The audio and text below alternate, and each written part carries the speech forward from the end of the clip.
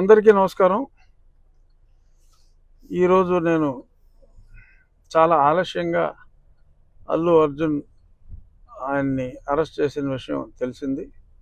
నేను నియోజకవర్గంలో వివిధ కార్యక్రమాల్లో ఉన్నందువల్ల నాకు ఆ విషయం తెలియలేదు. అది చూసిన తర్వాత అరెస్ట్ చాలా బాధ అనిపించింది. ఇంతకంటే అన్యాయం ఇంకొకటి ఉండదు.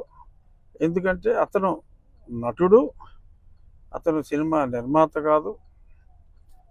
తన యూనిట్ అక్కడ షో వేస్తున్నాం, బెనిఫిట్ షో అంటే ఈ ప్రభుత్వం ఇచ్చిన బెనిఫిట్ షో, తెలంగాణ ప్రభుత్వం ఇచ్చిన బెనిఫిట్ షో.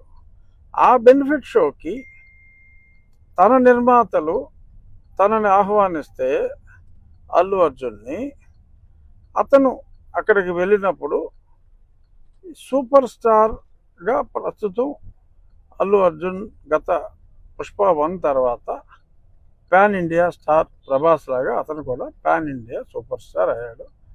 దానికి తగ్గట్టే ఫ్యాన్ బేస్ ఉంటుంది. మరి అటువంటి ఫ్యాన్ బేస్ ఉన్న వ్యక్తి అక్కడికి వెళ్తున్నప్పుడు యాక్సిడెంట్ ఈజ్ అన్ యాక్సిడెంట్. అది అందుకే యాక్సిడెంట్ అంటారు దాన్ని.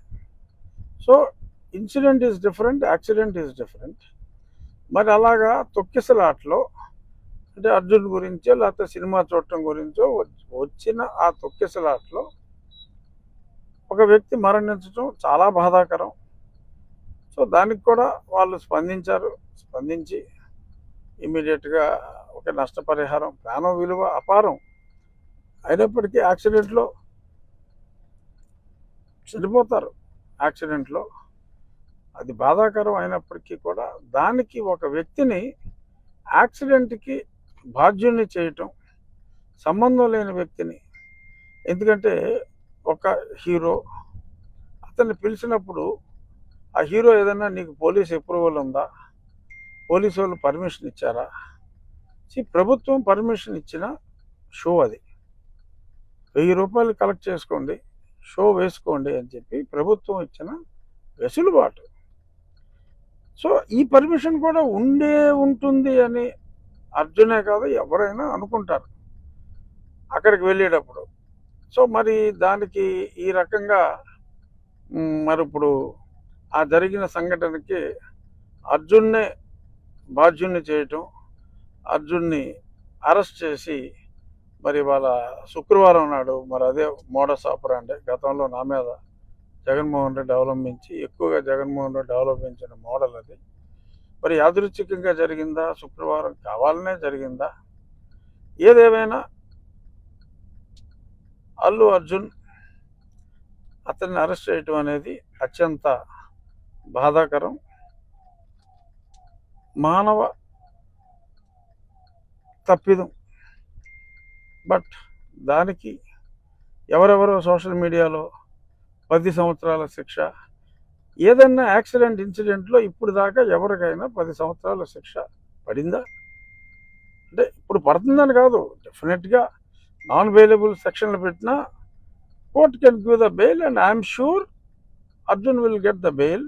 అందులో ఎటువంటి సందేహం అక్కర్లా, తప్పకుండా అతనికి బెయిల్ వస్తుంది. కానీ ఈ రకంగా మరి చేయటం అనేది ఇంకా సినిమా స్టార్స్ అనేవాళ్ళు ప్రజల్లోకి రావటానికే భయపడే సిచ్యువేషన్ క్రియేట్ అవుతుందేమో అని నాకు అనిపిస్తుంది. ఇది డెఫినెట్గా రేవంత్ రెడ్డి గారి దృష్టికి వెళ్ళే మరి అరెస్ట్ జరిగిందా, ఆయనకి తెలియకుండా జరిగిందో నాకు తెలియదు. ఖచ్చితంగా అల్లు అర్జున్ని he must be released immediately. This is the demand of the public. తప్పు చేస్తే శిక్షించండి. ఆయన ఎవరైనా ఏదైనా హత్య చేస్తే శిక్షించవచ్చు, అంతేగాని ఒక యాక్సిడెంట్ జరిగితే ఆయన గురించే జనం అందరూ వచ్చారు, మీరిచ్చిన అనుమతి వలన ఆ సినిమా చూడటానికి వచ్చారని ఎందుకు అనుకోకూడదు? అలా అనుకుంటే బాధ్యులు ఇంకెవరో అవుతారు. సో దయచేసి my appeal to honourable chief minister of Telangana, దయచేసి ఈ కేసు నేను ఎవరైతే ఆ కంప్లైంట్ ఇచ్చారో ఆ కంప్లైంట్ ఇచ్చిన వ్యక్తి కూడా ఇది సమంజసం కాదు అని ఆ కంప్లైంట్ కూడా విత్డ్రా చేసుకోవటం జరిగిందని కూడా నేను చూశాను.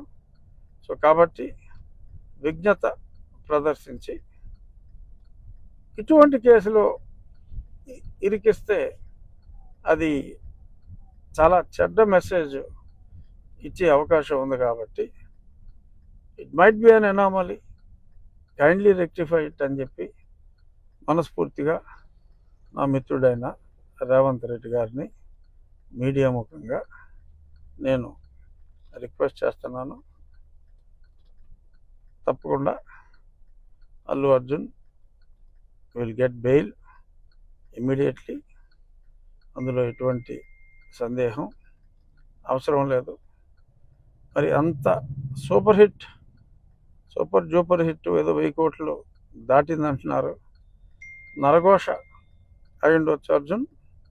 Don't bother, he will come out clean, he will come out hopefully today itself or latest by tomorrow. ఇక ఎలాగో మీడియా ముందుకి వచ్చాను కాబట్టి మరి డాక్టర్ ప్రభావతి మరి అప్పుడు అత్యంత ప్రభావితం చేసిన దొంగ రిపోర్టులు చేసిన సునీల్ కుమార్ ప్రెషర్తో మరి తప్పులు చేసిన ప్రభావతి గారికి మరి ఈరోజు బెయిల్ నిరాకరించడం జరిగింది. మరి సునీల్ కుమార్ గారి విచారణ జరుగుతున్నట్టుగా అది కూడా మీడియాలో చూశాను. సో త్వరలో డెఫినెట్గా ఆ తప్పు చేసిన సునీల్ కుమార్, సునీల్ నాయక్, పద్మావతి వీళ్ళందరికీ కూడా వీళ్ళందరూ కూడా శిక్షించబడతారని, ఇలాగ తప్పులు చేసిన వాళ్ళ మీద యాక్షన్ తీసుకోండి.